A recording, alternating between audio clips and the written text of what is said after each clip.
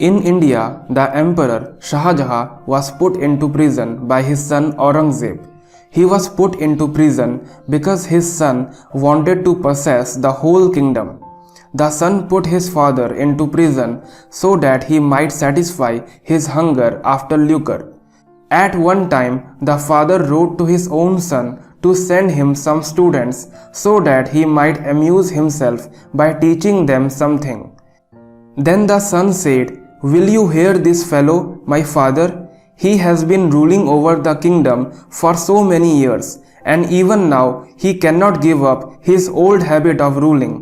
He still wants to rule over students. He wants somebody to rule over. He cannot give up his old habits." Moral of the story: how can we give up our old habits? The old habits cling to us. We cannot shake it off. The real self of yours, the Emperor Shah Jahan, the literal meaning of the word is ruler of the whole world, and so the name of that Emperor Shah Jahan means the emperor of the whole universe. Now we have put the emperor into a prison, into the black hole of our body, into the quarantine of our little self. How can that real self, that emperor of the universe, forget his old habits?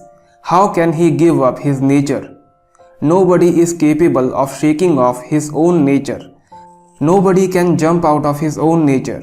So the Atma, soul, the true self, the real reality in you, how can that give up its nature?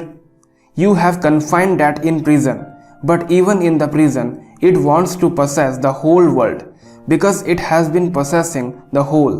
It cannot give up its old habits.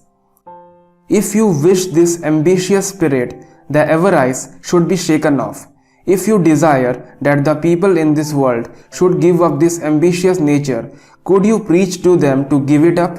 Impossible.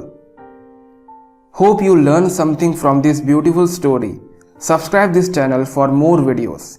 Thank you for watching.